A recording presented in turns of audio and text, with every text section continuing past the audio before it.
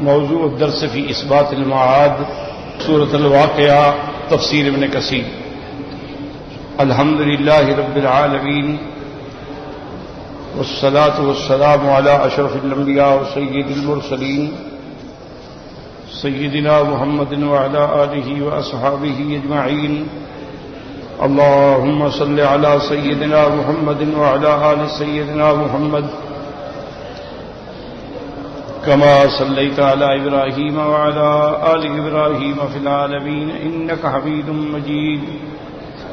أعوذ بالله من الشيطان الرجيم. بسم الله الرحمن الرحيم. إذا وقعت الواقعة ليس لوقعتها كاذبة خافضة رافعة إذا رجت الأرض رجا وبست الجبال بسا فكانت هباء منبثا فكنتم أزواجا ثلاثة فأصحاب الميمنة ما أصحاب الميمنة وأصحاب المشأمة ما أصحاب المشأمة والسابقون السابقون أولئك المقربون في جنات النعيم. سورۃ الواقعہ سور مکیہ میں سے ہے. اس میں 4 آیات جو ہیں اس آیات مدنیہ ہیں جو ہجرت کے بعد نازل ہوئیں. افبہذا الحدیث انتم مدہنون الی آخرہ. سورۃ الواقعہ میں اللہ تبارک و تعالی نے قیامت اور احوال معاشر کے بارے میں ارشاد فرمایا. سورۃ الرحمن میں جہاں اللہ نے اپنی نعمتوں کا اظہار فرمایا تھا تو اس لیے علماء فرماتے ہیں کہ سورۃ الرحمن میں اظہار رحمت ہے اور سورۃ الواقعہ میں اظہار عظمت اور اظہار ہیبت ہے. یہ سورت مبارک ایسی بابرکت سورت ہے کہ حضور صلی اللہ علیہ وسلم نے ارشاد فرمایا ہے جو بندہ رات میں یعنی مغرب سے بعد لے کر ساری رات جب بھی اللہ موقع دے دے اگر ایک دفعہ سورۃ الواقعہ تلاوت کر لے تو لم تصبہ الفاقۃ ابدا. اس کو انشاءاللہ اللہ تبارک و تعالی فاقہ سے تنگ دستی سے اور محتاجی سے بچا لیتے ہیں. وہ کسی کا محتاج نہیں ہے. اور یہ سورت عظیم الشان ایسی ہے کہ سیدنا ابی بکر رضی اللہ تعالی عنہ نے سرکار دو عالم محبوب دو عالم صلی اللہ علیہ وسلم سے عرض کیا کہ یا رسول اللہ قد شبتا کہ حضور آپ پر تو فوراً بڑھاپا طاری ہو گیا ہے. حالانکہ آپ تو الحمدللہ آپ کے قوا مضبوط تھے. تو آپ نے فرمایا کہ شیبتنی سورۃ الہود واقعہ وغیرہ ذالک. تو حضور پاک صلی اللہ علیہ وسلم نے فرمایا کہ ابو بکر مجھے سورۃ ہود نے اور سورۃ تکویر نے اور سورۃ واقعہ نے بوڑھا کر دیا ہے. کیا مانا کہ جب میں ان آیات کو پڑھتا ہوں اور قیامت کا منظر میرے مستحضر ہوتا ہے تو اس کے اثرات کا یہ عالم ہے کہ مجھ پر بڑھاپے کے آثار طاری ہو گئے. ویسے بھی قاعدہ ہے کہ آدمی خوشی کے اندر اس کو جوانی محسوس ہوتی ہے اور اگر ہموم اور غموم کی الغار ہو جائے تو آدمی ایک رات میں بھی بوڑھے ہو جاتے ہیں. ایسے واقعات تاریخ میں گزرے ہیں کہ بعض لوگوں پر آلام و مصائب کے پہاڑ ٹوٹے تو ایک رات میں جب صبح اٹھے تو ان کے بال سفید ہو چکے تھے. تو غم ایک ایسی بلا ہے. اسی لیے حضور صلی اللہ علیہ وسلم نے اپنی امت کو دعا سکھلائی ہے کہ اللہم انی اعوذ بک من الہم والحزن، کہ یا اللہ ہمیں ہم اور حزن سے بچا لے. تو ہم ایسی چیز ہے اسی طرح سیدہ فاطمہ الزہرا رضی اللہ تعالی عنہا نے جب آقا انعامدار حبیب کبریا حضرت محمد مصطفیٰ صلی اللہ علیہ وسلم کی وفات ہو گئی تو بی بی نے حضور کے غم میں مرثیے کے طور پہ کچھ اشعار فرمائے تھے، جن میں ایک یہ بھی تھا کہ صبت علی مصائب لو انہا صبت علی الایام سرن لیالیا، کہ میرے آقا مجھ پر تو اتنی مصیبتیں آپ کی وفات کے بعد ٹوٹ پڑی ہیں کہ اگر یہ مصیبتیں اللہ کسی دن پہ ڈالتے تو وہ دن بھی رات ہو جاتا، تو اس لیے ہموم اور غموم جو ہے وہ انسان کو بوڑھا کر دیتے ہیں۔ اور یاد رکھیں کہ اس سورت مبارک سے پہلے جو سورت ہم نے سورت الرحمن ختم کی تو اس کی آخری آیات جو تھی تبارک اسم ربک ذی الجلال والاکرام، تو اب اس سورت کے اندر اللہ کا اظہار جلال بھی ہے اور اظہار اکرام بھی ہے کہ اللہ تبارک و تعالی مشرکین کو، کافرین کو، مفسدین کو سزائیں دیں گے اور اپنے مطیعین اور مومنین کو انعامات سے نوازیں گے۔ اب اللہ فرماتے ہیں اذا وقعت الواقعہ، جب ہو جائے ہو جانے والی یعنی قیامت، تو الواقعہ میں بھی لام کمال کے لیے ہے اور تے جو ہے مبالغے کے لیے ہے، اور علماء فرماتے ہیں اذا یہاں ظرفیہ ہے یعنی اذا وقعت الواقعہ۔ اور یاد رکھو کہ قیامت کے آنے سے پہلے سور پھونکے جائیں گے، تو بعض علماء فرماتے ہیں کہ 3 دفعہ نفخ ہوگا، ایک نفخ جو ہے وہ نفخ فضا ہوگا، اور ایک نفخہ جو ہے وہ صاعقہ ہوگا، اور ایک نفخہ جو ہے وہ بعث کے لیے ہوگا۔ تو لیکن جمہور فرماتی ہیں کہ 2 نفخے ہیں، نفخۃ الصاعق و نفخۃ البعث، ایک نفخہ پھونکا جائے گا، ایک آیت میں آتا ہے فَفَزِعَ مَن فِي السَّمَاوَاتِ وَمَن فِي الْأَرْضِ، اور ایک آیت میں آتا ہے فَصَعِقَ مَن فِي السَّمَاوَاتِ وَمَن فِي الْأَرْضِ۔ تو علماء فرماتی ہیں کہ ابتدا فضا سے ہوگی اور انتہا صعق پہ ہوگی، ہر چیز جو ہے وہ ختم ہو جائے گی، ہر چیز جو ہے وہ فنا ہو جائے گی، اور وہ آیت مبارک جو آپ پڑھ چکے ہیں اس کا منظر ہوگا کل من علیہا فان وَيَبْقَى وَجْهُ رَبِّكَ ذُو الْجَلَالِ وَالْإِكْرَامِ، ہر چیز بے فنا آ جائے گی۔ اور اس کے بعد یعنی عجیب عالم ہوگا کہ جب سورہ نفخ ثانی پھونکا جائے گا، یہ احوال نفخ ثانی کے بعد ہیں کہ اذا وقعت الواقعۃ لیس لوقعتها کاذبۃ۔ اب اس کے 2 معنی ہیں، یاد رکھو۔ بعض مفسرین فرماتے ہیں لیس لوقعتها کاذبۃ، اب اس کے ہونے کو کوئی جھٹلا نہیں سکے گا۔ دنیا میں تو کہتے تھے نا جی کہاں ہے جہنم اور کہاں ہے قیامت، یہ تو محض خیالات ہیں اور تخیلات ہیں، لیکن اس دن کون جھٹلائے جب سب کچھ سامنے آ جائے گا، جب آدمی میدان معاشر میں کھڑا ہوگا اور جہنم سامنے ہوگی وَبُرِّزَتِ الْجَحِيمُ لِلْغَاوِينَ، جہنم ظاہر ہو جائے گی اور اللہ کے فرشتے کافروں کو مخاطب ہو کے فرمائیں گے هَذِهِ جَهَنَّمُ الَّتِي يُكَذِّبُ بِهَا الْمُجْرِمُونَ، یہ ہے وہ جہنم جس کا مجرم انکار کرتے تھے، تکذیب کرتے تھے، جھٹلاتے تھے۔ آج دیکھ لو کہ اللہ کے پیغمبر نے جو فرمایا تھا وہ حق ہے کہ نہیں ہے۔ اسی طرح اللہ تبارک و تعالی نے فرمایا ملائکہ ان سے کہیں گے أَفَسِحْرٌ هَذَا أَمْ أَنْتُمْ لَا تُبْصِرُونَ، کہ جہنم سامنے اچھی طرح دیکھ لو، یہ جادو تو نہیں، یہ جادو کی جہنم تو نہیں، جادو تو نہیں ہو گیا تمہاری آنکھوں پہ، اب کیا بات کر سکتے ہیں، جہنم تو سامنے۔ فَكَشَفْنَا عَنْكَ غِطَاءَكَ فَبَصَرُكَ الْيَوْمَ حَدِيدٌ، اللہ فرماتے ہیں اب سب پردے ہٹ جائیں گے، ہر چیز سامنے آ جائے گی۔ تو جب سامنے کوئی چیز آ جائے تو اس کا کون انکار کر سکتا ہے؟ اس لیے اللہ نے فرمایا کہ جب قیامت قائم ہو جائے گی، اب اس کے قائم ہونے کو کوئی تکذیب نہیں کر سکے گا، کوئی جھٹلا نہیں سکے گا۔ اور دوسرا ترجمہ علماء فرماتے ہیں اذا وقعت الواقعہ لیس لوقعتها کاذبۃ، یعنی کیا معنی وہ فرماتے ہیں جب قیامت ہوگی کوئی نہیں قیامت کو ٹالنے والا کہ دفع کر سکے، روک سکے کہ قیامت نہ ہو۔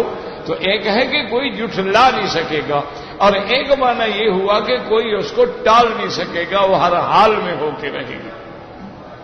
اور دونوں معنی ٹھیک ہیں۔ اذا وقعت الواقعۃ لیس لوقعتها کاذبۃ خافضۃ رافعۃ، نیچا کرنے والی، اونچا کرنے والی۔ کیا معنی؟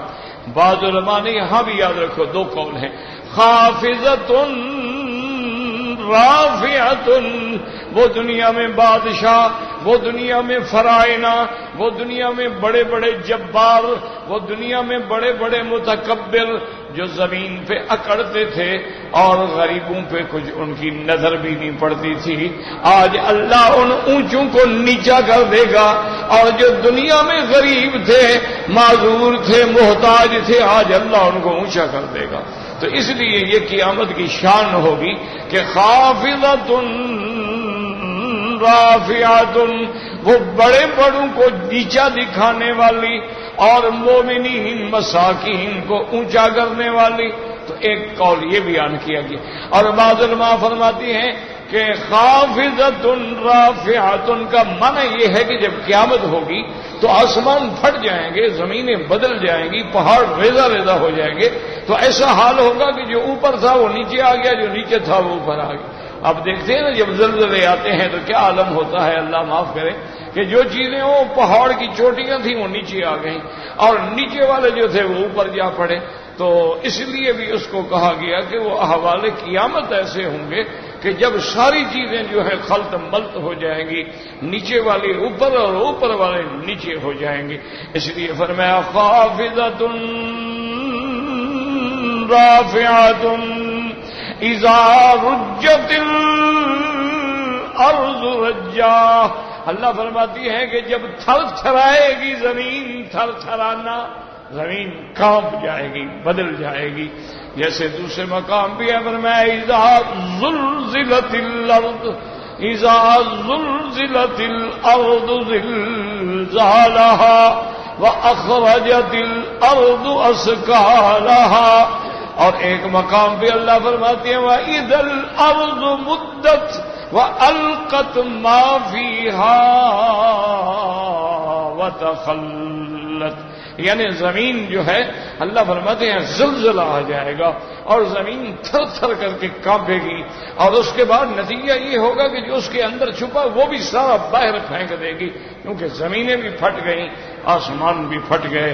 اللہ تبارک و تعالی رحمت فرمائے کہ وہ کیا عالم ہو۔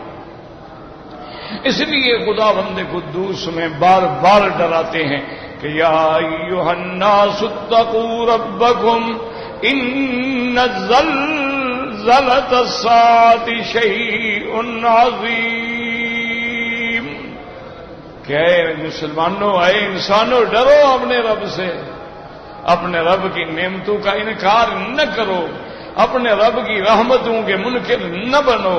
قیامت کا زلزلہ بہت بڑا زلزلہ ہوگا، یوم ترونہا تذعر کل مرضیۃ عما ارضعت، کہ جب وہ زلزلہ آئے گا تو آپ دیکھیں گے کہ دودھ پلانے والی عورت جو ہے اپنے بچوں کو پھینک دے گی، وَتَضَعُ كُلَّ ذَاتَ حَمْلٍ حَمْلَهَا، اور حاملہ عورتوں کے حمل گر جائیں گے، وَتَرَى النَّاسَ سُكَارَىٰ، اور لوگ ایسے ہوں گے جیسے نشے میں مدہوش ہو جائیں۔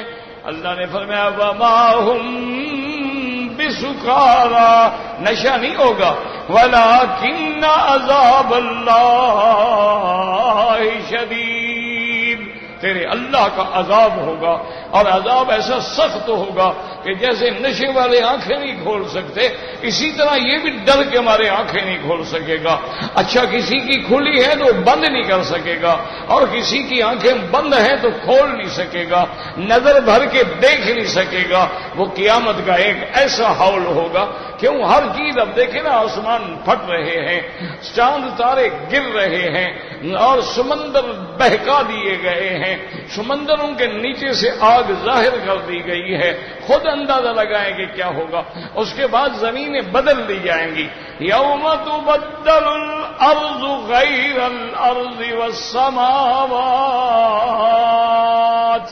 وبرزوا للہ الواحد القہار۔ زمینیں بدل جائیں گی، آسمان بدل جائیں گے، اور ہر بندہ اپنے اللہ کے سامنے کھڑا ہوگا۔ نہ پہاڑ ہے، نہ آڑ ہے، نہ درخت ہے، کس چیز کے نیچے پناہ پکڑے؟ بالکل اب میدان میں کھڑا ہے، نہ بھاگنے کی کوئی جگہ ہے، اور نہ طاقت ہے کہ اللہ کے عذاب سے بھاگ سکے۔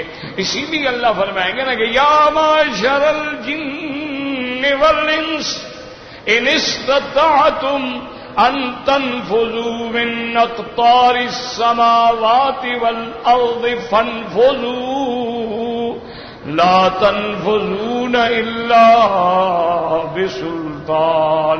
اللہ فرمائیں گے اے جن و انس بھاگ سکتے ہو تو بھاگ جاؤ، نکل جاؤ میرے عذاب سے، نکل جاؤ میرے ملک سے، کہاں بھاگ سکتے ہو؟ تو اس لیے اللہ نے یہاں فرمایا ہے اذا رجت الارض رجا، جب زمین میں زلزلہ آ جائے گا، تھر تھرا جائے گی، وبست الجبال بسا، اور پہاڑ ریزہ ریزہ ہو جائے گا۔ اب دیکھیں نا پہاڑ کتنے مضبوط کھڑے ہیں، اور ایسے ریزہ ریزہ ہوں گے، یہ پہلے ریزہ ریزہ ٹکڑے ٹکڑے ہوں گے، ٹکڑے ٹکڑے ہونے کے بعد یہ بالکل مٹی ہو جائیں گے، مٹی ہونے کے بعد غبار بن جائیں گے، غبار بن جانے کے بعد اڑ جائیں گے۔ اس کی حیثیت ایسی ہوگی جیسے آپ دیکھتے ہیں نا روشن دان سے روشنی آ رہی ہو تو آپ کو معلوم ہوتا ہے کہ کوئی مٹی ہے، کوئی غبار ہے۔ اللہ نے کانت ہبا منبثا، یہ ایسے ہو جائیں گے جیسے کنویں کا ایک غبار آتا ہوا نظر آتا ہے۔ اتنے سخت پہاڑ جو ہیں وہ بالکل، اور دوسری جگہ قرآن کہتے کل اہن المنفوش، یہ ایسے ہو جائیں گے جیسے تم کپاس کو یا اون کو دھلتے ہو نا اور اڑتی ہے ریزہ ریزہ ہو کر، اسی طرح پہاڑ اڑ جائیں گے۔ اذا رجت الارض رجا وبست الجبال بسا فكانت هباء منبثا، غبار بن گئے۔ وکنتم ازواجا ثلاثا، اللہ نے فرمایا اب تمام مخلوق جو ہے وہ تین ہی قسمیں میں بٹ جائے گی، اس کی تین یعنی جماعتیں بن جائیں گی۔ اچھا وہ تین جماعتیں کون سی ہوں گی؟ ایک تو ہوں گے اصحاب المیمنہ، اصحاب المیمنہ ما اصحاب المیمنہ، اللہ نے فرمایا ایک جماعت تو وہ ہوگی دائیں و دائیں والے۔ کیا مانا؟ جن کو نامہ عمل دائیں ہاتھ میں ملے گا۔ اچھا بعض علماء نے یہ بھی فرمایا ہے کہ اللہ تبارک و تعالی نے جب عالم ارواح میں حضرت آدم علیہ السلام کی پشت سے ان کی ذریت کے ارواح کو نکالا تھا تو جن کو دائیں طرف سے نکالا تھا وہ یہی اصحاب المیمنہ ہوں گے، وہ اس دن بھی دائیں ہاتھ سے نکالے گئے تھے۔ اور پھر اللہ نے تمام ارواح پہ اپنا نور ڈالا تھا، تو جن جن پہ نور پہنچ گیا وہی مسلمان ہوگا، اور جو نور سے محروم ہوا وہ دنیا میں بھی محروم ہوگا اور آخرت میں بھی محروم ہو جائے گا۔ اور یہ وہی نور ہوگا کہ جس کے بارے میں اللہ نے قرآن میں بھی فرمایا نورہم یسعی بین ایدیہم وبایمانہم، کہ مومنوں کا نور جو ہے ان کے آگے ان کے دائیں بھی نور ہوگا۔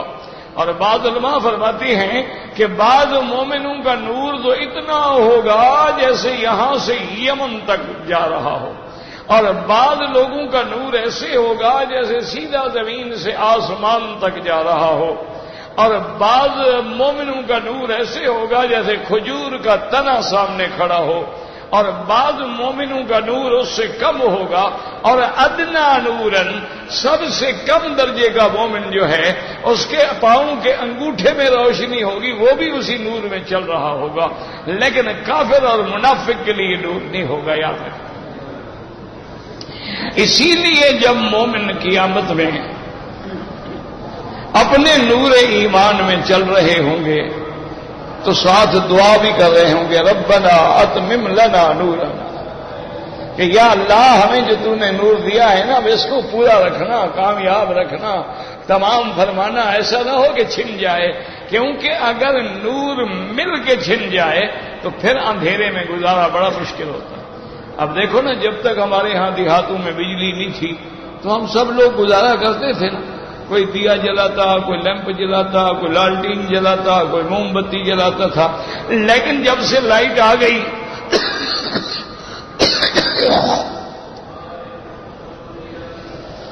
اب ذرا لوڈ شیڈنگ ہو تو آدمی تڑپ جاتا ہے کہ بھئی اب اندھیرے میں کہاں ٹھوکریں کھائے۔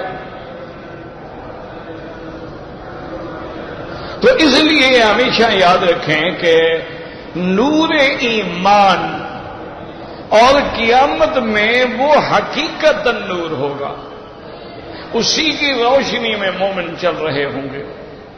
اچھا، قرآن نے لا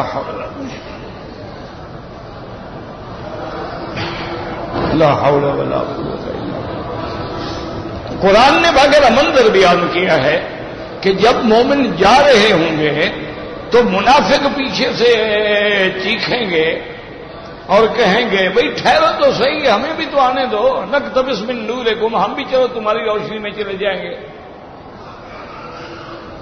دیکھو ہم دنیا میں تمہارے ساتھ تھے۔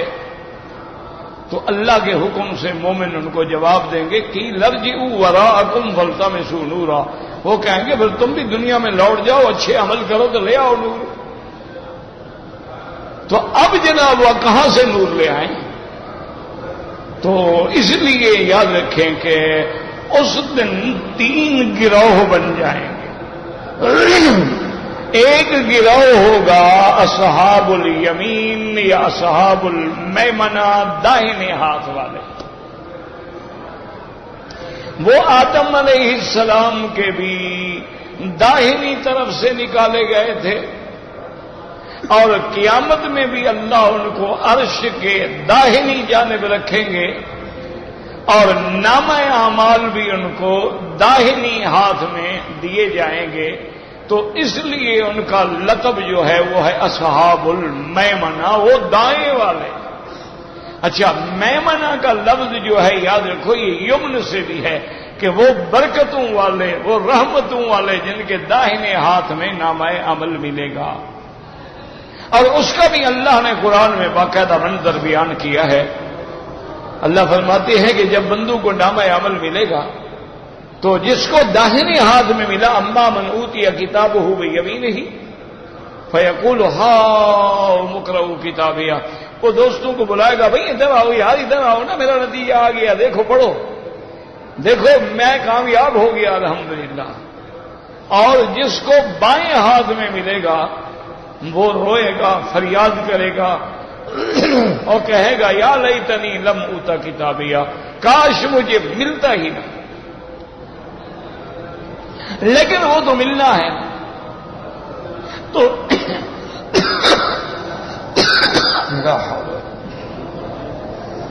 استغفر اللہ استغفر اللہ۔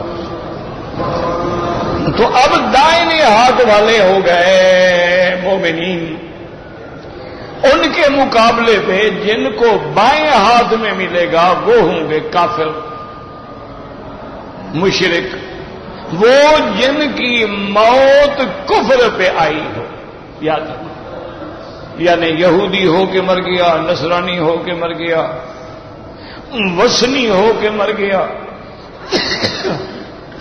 منکر رسول ہو کے مر گیا، منکر معجزات ہو کے مر گیا، منکر حدیث ہو کے مر گیا، منکر ختم نبوت ہو، کسی حال میں جب وہ کفر پہ مر گیا تو اس کو قیامت والے دن نامہ اعمال جو ہیں وہ بائیں ہاتھ میں گئے،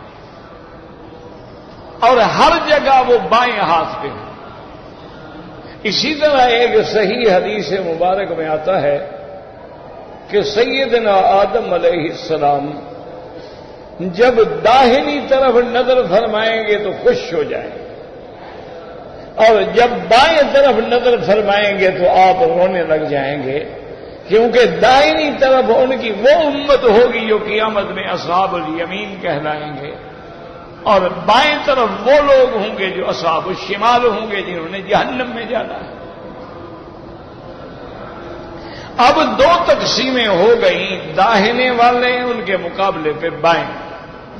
اسی طرح بعض آثار میں آتا ہے کہ ایک دن حضرت ابن عباس رضی اللہ تعالی عنہ اصحاب الیمین کے بارے میں ذکر فرما رہے تھے، تو انہوں نے ارشاد یہ بھی فرمایا کہ قیامت والے دن جب نامہ اعمال تقسیم ہوں گے تو اصحاب الیمین میں سب سے پہلے نمبر پہ لینے والا حضرت عمر ہوگا رضی اللہ تعالی عنہ وارضاہ۔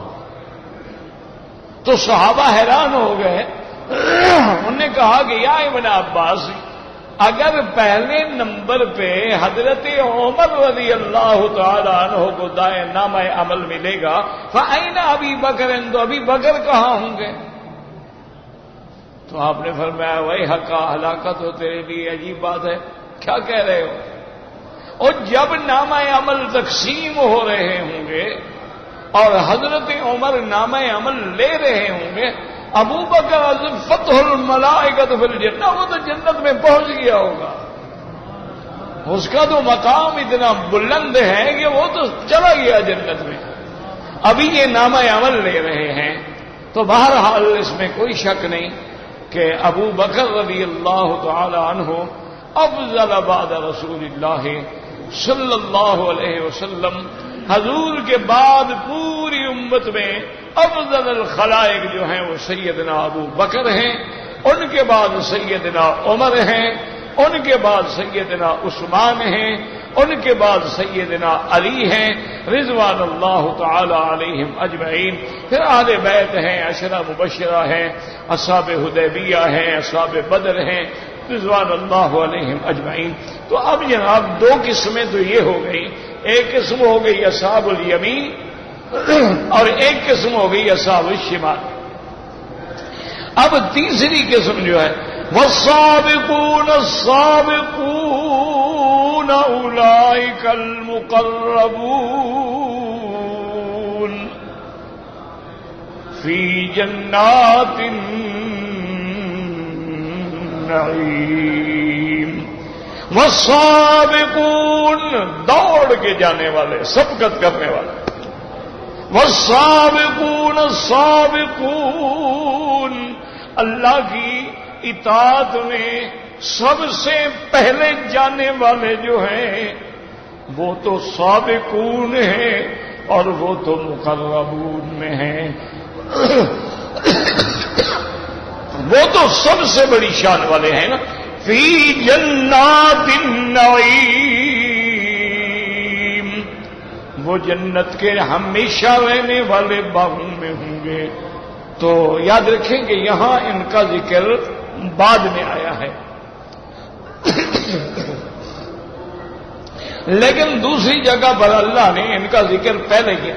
وَأَمَّا إِنْ كَانَ مِنَ الْمُقَرَّبِينَ فَرَوْحٌ وَرَيْحَانٌ وَجَنَّةُ نَعِيمٍ وَأَمَّا إِنْ كَانَ مِنْ أَصْحَابِ الْيَمِينِ فَسَلَامٌ لَكَ مِنْ أَصْحَابِ الْيَمِينِ وَأَمَّا إِنْ كَانَ مِنَ الْمُكَذِّبِينَ الضَّالِّينَ فَنُزُلٌ مِّنْ حَمِيمٍ وَتَصْلِيَةُ جَحِيمٍ إِنَّ هَذَا لَهُوَ الْحَقُّ الْيَقِينُ۔ تو وہاں اللہ نے مقربین کا ذکر پہلے فرمایا اصحاب الیمین کا بعد میں فرمایا اور مکذبین جو ہیں کافر ان کا سب سے بعد میں فرمایا. تو وہاں ترتیب الگ ہے اور یہاں ترتیب جو ہے الگ ہے. اس کی کیا وجہ؟ اس کا ایک جواب جو مفسرین یہ دیتے ہیں، وہ فرماتے ہیں کہ اس کو کہتے ہیں تفنن فی الکلام، یعنی کلام کو نئے نئے اسلوب سے لے آنا. تو یہ فصاحت و بلاغت کی دلیل ہوتی ہے، اور کلام جیسے نئے اسلوب میں ہوگا توجہ زیادہ ہوگی. تو اس لیے اللہ نے کہیں ایسے ذکر فرمایا ہے اور کہیں ایسے ذکر. اور بعض علماء فرماتے ہیں کہ قاعدہ یہ ہوتا ہے کہ کبھی اعلیٰ سے ادنا کی طرف آتے ہیں، جیسے اما ان کان من المقربین اعلیٰ ہے، پھر ان کے بعد اصحاب الیمین ہیں، پھر ان کے بعد مکذبین ہیں. اور کبھی یہ ہوتا ہے کہ ادنا سے اعلیٰ کی طرف جاتے ہیں، کہ پہلے ادنا کا ذکر کیا جاتا ہے اور اعلیٰ کا پھر آخر میں ذکر کیا جاتا ہے. کہ جیسے اللہ تبارک و تعالیٰ نے یہاں پر پہلے اصحاب المیمنہ کا ذکر فرمایا، اور ان کے مقابلے پر چونکہ اصحاب المشأمہ تھے اس کا ذکر فرمایا، اور آخر میں اللہ نے سابقون کا ذکر فرمایا. تو سابقون سے مراد دیکھو یہی لفظ جو ہے اللہ نے قرآن میں حضور پاک کے صحابہ کے لیے بھی فرمایا.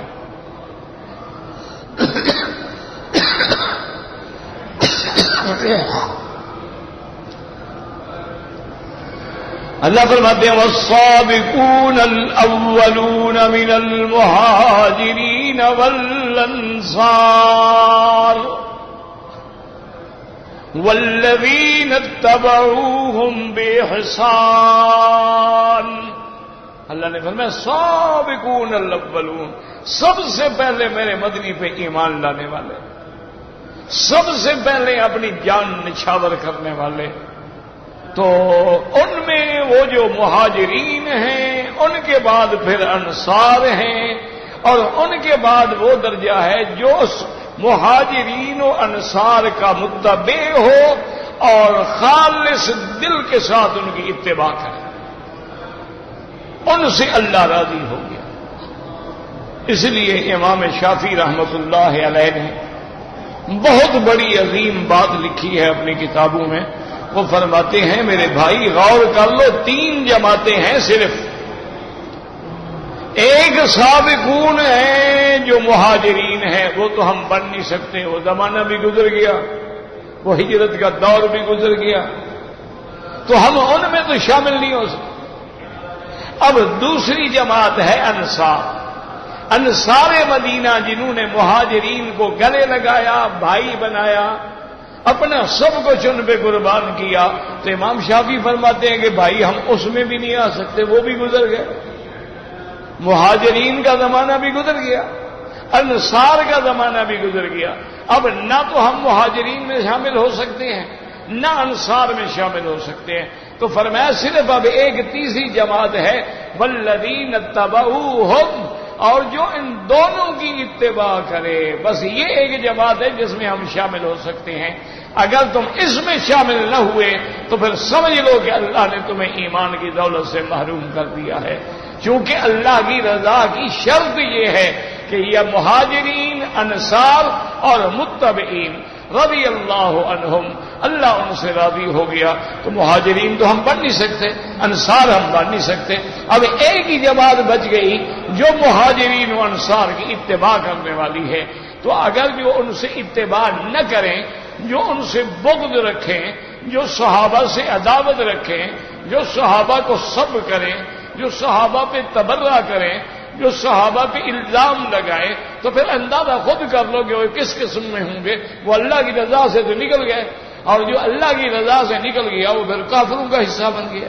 تو اس لیے امام شافعی رحمت اللہ علیہ فرماتے تھے کہ مسلمان ہونے کی اور ایمان والا ہونے کی دلیل یہ ہے کہ وہ ان 3 جماعتوں سے باہر نہ نکلے. اگر ان 3 میں سے نکل گیا تو بات ختم.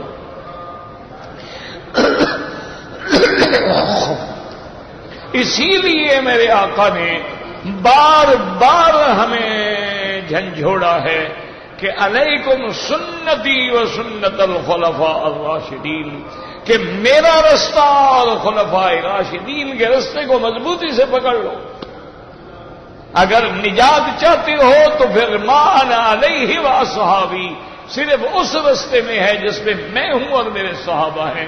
اور اگر تم نے صحابہ کا راستہ چھوڑ دیا تو سمجھو تم نے محمد مصطفیٰ کا راستہ چھوڑ دیا، اور جس نے حضور کا راستہ چھوڑ دیا وہ ہمیشہ کے لیے جہنم میں گر گیا. تو اس لیے اللہ تبارک و تعالی نے احوال قیامت اور احوال قیامت کے بعد ان 3 اقسام کا ذکر فرمایا. اب ایک بات یاد رکھیں کہ قیامت کے بارے میں جتنے واقعات پڑھو گے، دیکھو نا، یہ تو ہمارا ایمان ہے کہ قیامت برحق ہے. ہمارا ایمان ہے کہ جنت برحق ہے، جہنم برحق ہے، میزان برحق ہے، صراط برحق ہے، نفخ صور برحق ہے، حساب کتاب برحق ہے. ہمارا ایمان ہے، اس میں تو کوئی شبہ نہیں. لیکن یاد رکھو کہ قیامت اور اس کے احوال کا ماننا جو ہے وہ بڑا مشکل ہے. اسی لیے جو لوگ عقل میں عقلی انداز میں سمجھنے کی کوشش کرتے ہیں وہ ہمیشہ ٹھوکریں کھاتے ہیں. کیوں کہ بظاہر تو یہ بات سمجھ نہیں آتی نا. اب دیکھو نا جی، ایک آدمی مر گیا، ہم نے اس کو قبر میں دفن کر دیا، قبر کو ہم نے مٹی ڈال کے بند کر دیا. اب ہمیں حدیث مبارک یہ کہتی ہے اس میں فرشتے آئیں گے، منکر نکیر آئیں گے، سوال جواب کریں گے، کامیاب ہوگا تو راحت ہوگی، ناکام ہوگا تو سزا ہوگی. تو عقل میں تو یہ باتیں نہیں آتی نا کہ فرشتے کیسے آئیں گے، کہاں سے آئیں گے، کیسے داخل ہوں گے. قبر تو ہم نے بند کر دی ہے. اچھا، اور کسی بڑے آدمی کی قبر ہو، ہاں تو باقاعدہ سیمنٹ لگا دیتے ہیں، پتھر لگا دیتے ہیں. غریب کی تو چلو مٹی والی ہوئی، لیکن بڑے لوگوں کی تو خاص طور پہ ٹھیک ٹھاک بند ہے، اور پیسے بھی ان کو وہ لکڑی کے تابوت بنا کے اس میں بند کر دیتے ہیں. حالانکہ عذر ہو تو الگ بات ہے، ورنہ شریعت میں جائز نہیں ہے کہ کسی کو تابوت میں دفن کیا جائے. ہاں، ایک عذر ہوتا ہے، حادثہ ہو گیا، ٹکڑے ہو گئے، ٹکڑے کٹھے کر کے رکھے گئے، اب اس کو کہاں رکھیں؟ تو ایک مجبوری ہے. یا کسی دوسرے ملک میں موت ہو گئی، اس کو وطن لایا جا رہا ہے، تو اس کے لیے جب تک وہ ایئر ٹائٹ باکس نہیں بنے گا تو لاش تو آ نہیں سکتی، اس کی تو میت خراب ہو جائے گی. اس لیے پھر وہ ایئر ٹائٹ قسم کا جو ہے اس کا وہ تابوت بنا دیتے ہیں، اس میں بند کر دیتے ہیں.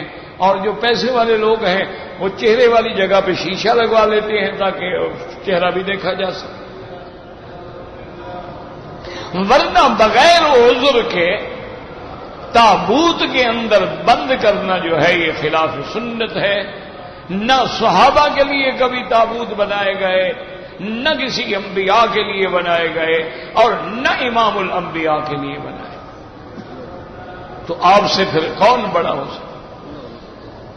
تو اس لیے ایک بات جو ہے وہ یہ سمجھ لیں. تو اب یہ باتیں عقل میں نہیں آتی ہیں.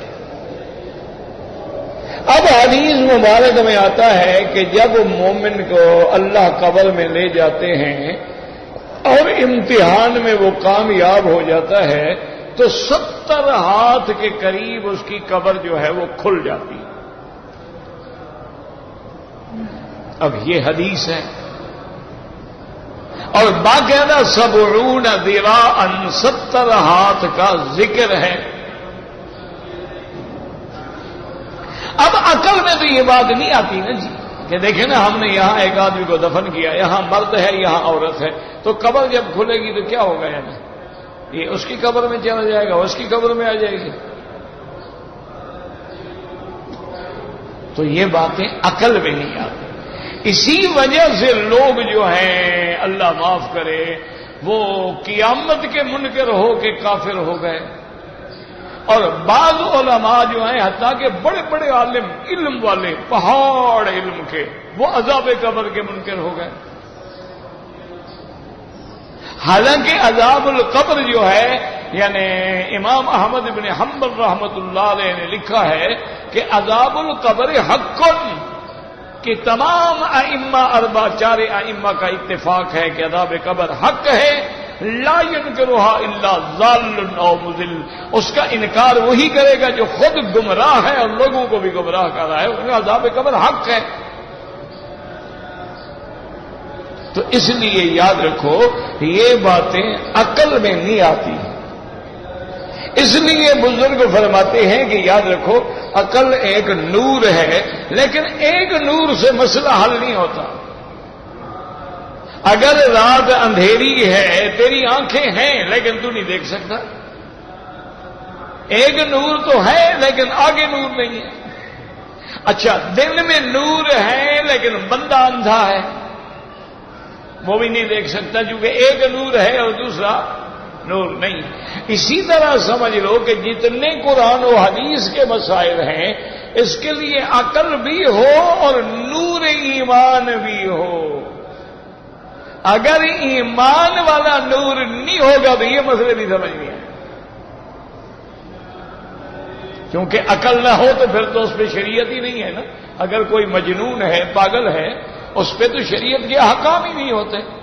عقل تو ہے لیکن نور ایمان نہیں، تو ان کو بھی مسئلے سمجھ نہیں آ سکتے.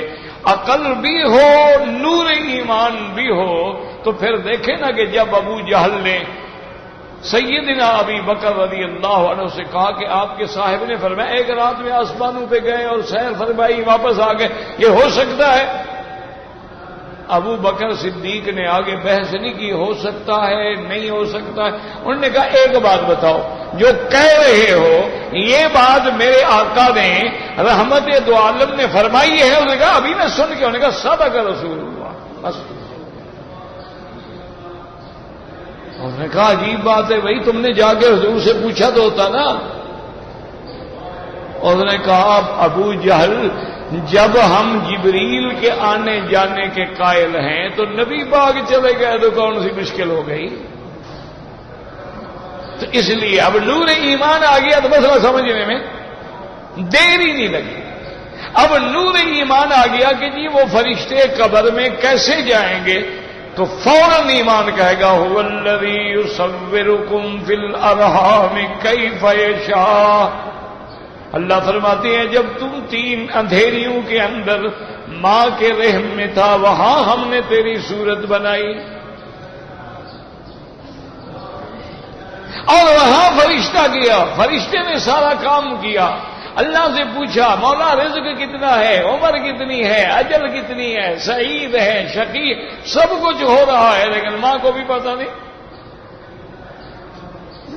اور اس کو زیادہ نور ایمان نے سمجھا دیا کہ اگر جبریل پھونک مارتے ہیں اور بی بی مریم کے بطن مبارک میں عیسیٰ علیہ السلام کا حمل ٹھہر جاتا ہے تو اگر فرشتے کے پھونک مارنے سے اللہ کے حکم کی تعمیل میں یہ ہو جاتا ہے تو قبر میں آنا جانا کون سا مشکل ہے.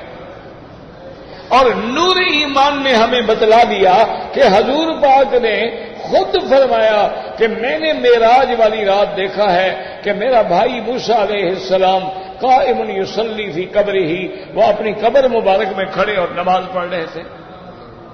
تو ایمان کی جب روشنی آ گئی تو ہمارے لیے مشکل نہیں ہوا.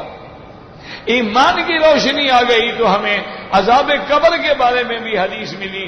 حضور گزر رہے تھے، 2 قبریں تھیں، آپ رک گئے، آپ نے فرمایا انہما لیعذبان وما یعذبان فی کبیر، ان دونوں پہ عذاب ہو رہا ہے.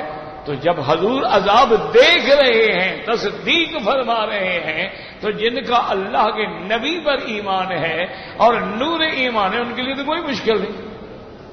ان کو کیا ضرورت ہے کہ وہ عقل کے گھوڑے دوڑاتے رہیں.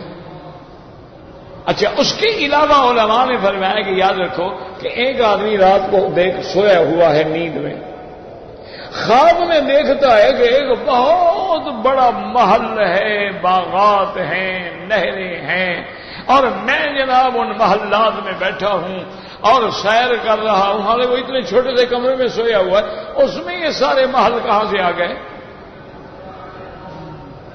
تو اگر اللہ اسے خواب میں ایسے محلات کا نظارہ دکھلا سکتے ہیں تو وہ قبر میں بھی دکھلا سکتے ہیں، ان کے لیے کیا مشکل ہے؟ تو اس لیے ہمیشہ یاد رکھیں، اس لیے قرآن کہتا ہے ان فی ذلک لذکری لمن کان لہ قلب او القی السمع وہو شہید، کہ قرآن تو ہدایت ہے لیکن اس کے لیے ہے جو دل سے بھی اور کانوں سے بھی قلب و قالب کی طرف سے صحیح معنی میں متوجہ ہو کے قرآن کو سنے گا، تو اس کے لیے پھر کوئی مشکل نہیں ہوگی۔ تو اس لیے اللہ تبارک و تعالی نے 3 قسمیں بیان فرمائی ہیں۔ دعا کریں اللہم اجعلنا من عبادک الصالحین وتوفنا مع الابرار یا عزیز یا غفار یا ارحم الراحمین۔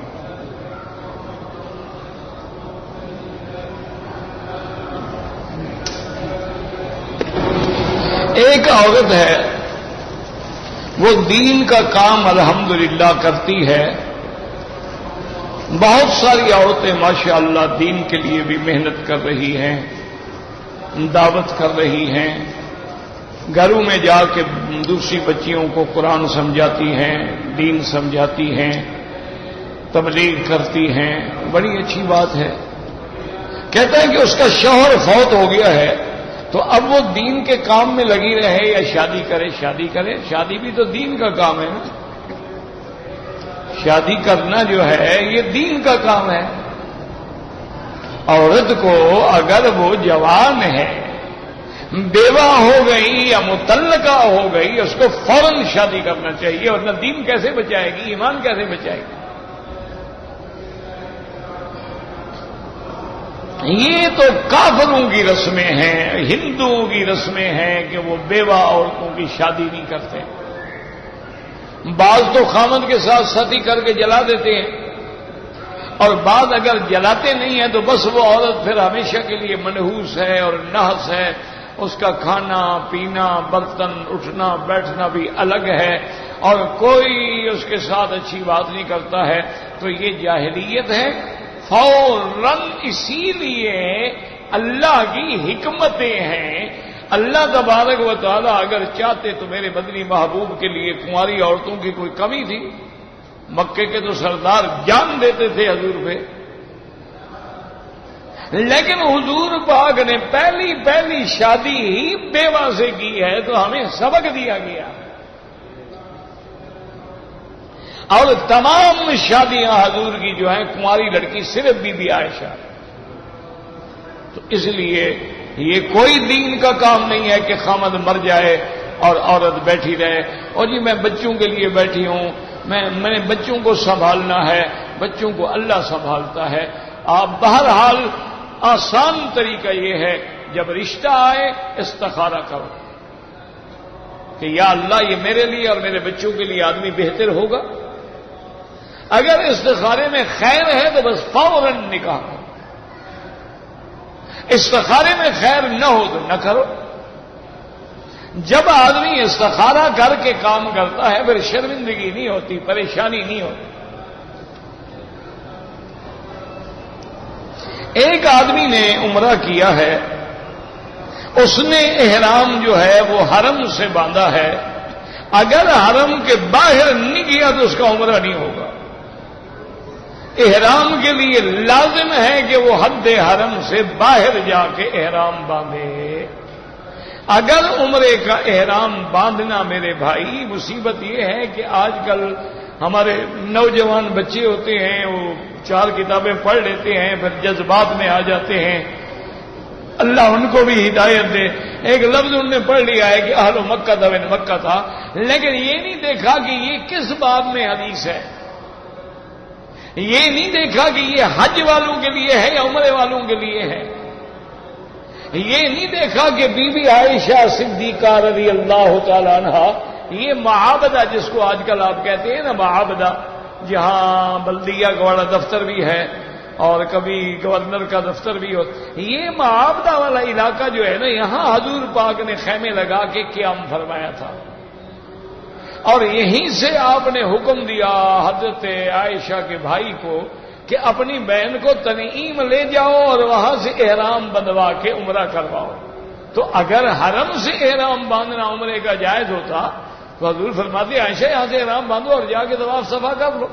تو آپ کو تنعیم بھجوانے کی ضرورت کیا تھی؟ کوئی آدمی بلا وجہ ایک ہوتا ہے نا بس ضد میں آ جانا. کسی ایک صحابی کا آپ مجھے نام بتائیں کہ جس نے حرم سے احرام باندھ کے عمرہ کیا ہو.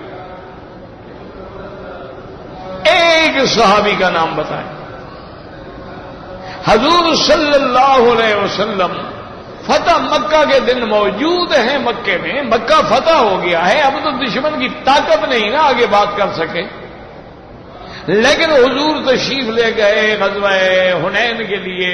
پھر آپ نے جیرانہ پہ قیام فرمایا، پھر حضور نے جیرانہ سے احرام باندھ کے عمرہ کیا. تو اس لیے میرا عزیز ساری حدیثوں پہ نظر ڈالا کرو. یہ معنی نہیں ہوتا کہ آدمی ایک حدیث مبارک پڑھ لے اور 4 حدیثوں کو چھوڑ دے. اور جو لوگ 4 حدیثوں پہ عمل کرنے کی کوشش کریں ان کو کہہ بھی حدیث نہیں مانتے.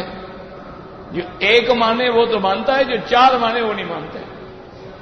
اب یہ اللہ ہدایت دے. ہم تو دعا کرتے ہیں الحمدللہ ہمارے دلوں میں تو نہ کسی کے لیے عناد ہے، نہ بغض ہے اور نہ حسد ہے. شکر ہے اللہ کا.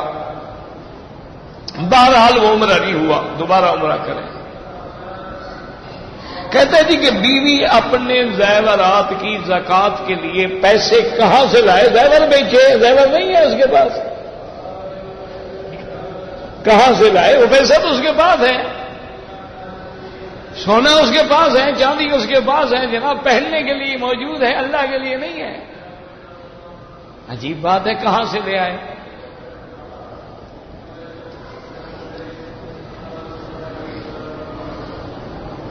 کہتے جی کہ طواف کے دوران میں کوئی آدمی قرآن شریف لے کے پڑھتا رہے. میرا بھائی جائز ہے، لیکن یاد رکھو یہ اگر ایسا قرآن پڑھنے کا زیادہ ثواب ہوتا تو میرا مدنی محبوب پڑھتا. حضور پاک نے تو طواف میں قرآن نہیں پڑھا، آپ نے تو سبحان اللہ والحمدللہ لا الہ الا اللہ اکبر وللہ الحمد پڑھا ہے. تو معلوم یہ ہوا کہ طواف میں اللہ کا ذکر اور تسبیح اور تحمید جو ہے وہ افضل ہے. ویسے کوئی قرآن پڑھے تو جائز ہے، کوئی منع نہیں.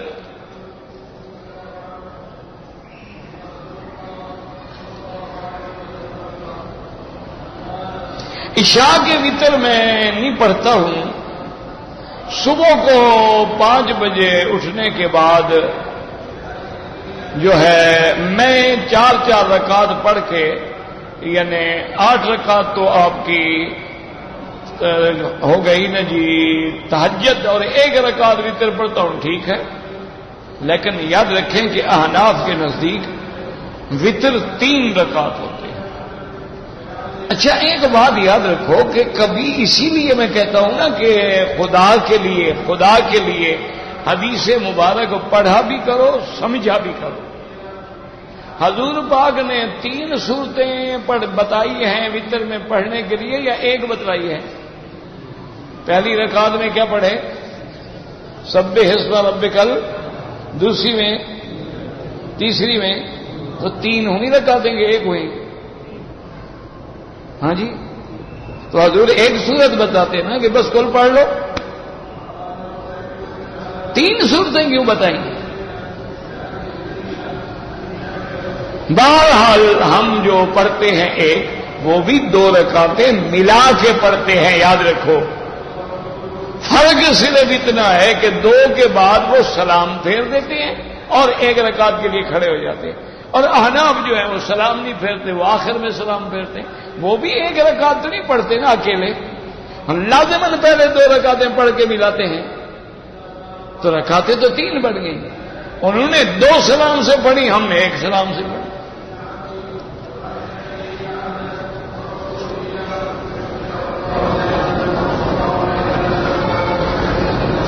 بہرحال 2 رکعت مقام ابراہیم پہ واجب الطواف پڑھنا افضل ہے، ورنہ جہاں جگہ ملے، حتیم میں ملے، مطاف میں ملے، حرم میں ملے. ہم طائف گئے تھے، جدہ سے طائف گئے، پھر طائف سے ہم جدہ گئے لیکن حرم سے گزر کے گئے، کوئی بات نہیں، کوئی جرمانہ نہیں۔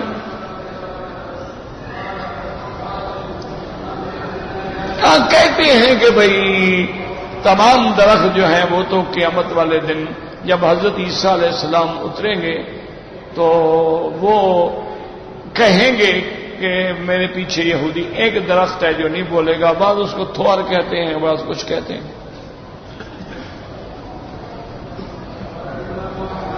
کہتے جی قیامت والے دن لوگ عرش کے سائے میں ہوں گے، تو اس کا معنی یہ ضروری تو نہیں کہ سورج بھی ہوگا، سورج کوئی عرش سے اوپر نہیں ہو سکتا ہے۔ مانا جیسے دنیا میں بھی تم کہتے ہو نا جی ہم تو جی فلاں آدمی کے سائے میں ہیں، تو عرش کا بھی ایک سایہ ہے نا، اللہ کی اس کی رحمت ہے، یہ مانا تو نہیں ہوتا سورج سے سایہ ہو۔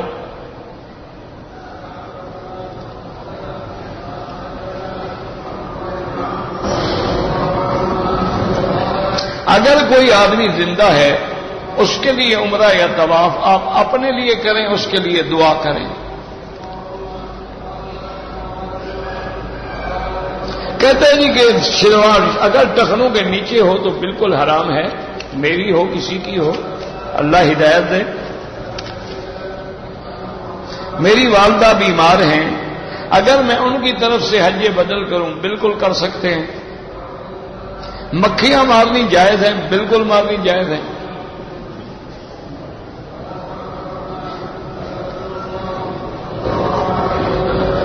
ایک آدمی نے دین کے سب سے زیادہ بہت زیادہ کتابیں رکھی ہیں، پڑھتا نہیں ہے، دعا کرو اللہ پڑھنے کی توفیق دے۔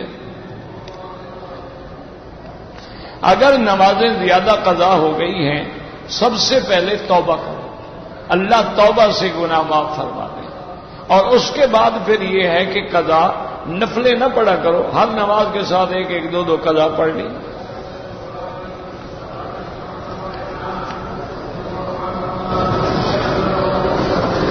اگر آپ کی والدہ پاکستان سے آئی ہے مکہ مکرمہ اور نیت یہ تھی کہ مکے میں پہنچ کے 2 دن کے بعد عمرہ کروں گی، دم پڑ گیا، احرام میقات سے باندھنا تھا۔ اگر کوئی آدمی مکہ مکرمہ کے ہوٹل میں غسل کر کے 2 چادریں باندھ لے اور پھر مسجد عائشہ جا کے وہاں سے نیت کرے، ٹھیک ہے۔ ربنا تقبل منا انك انت السميع العليم وتب علينا انك انت التواب الرحيم۔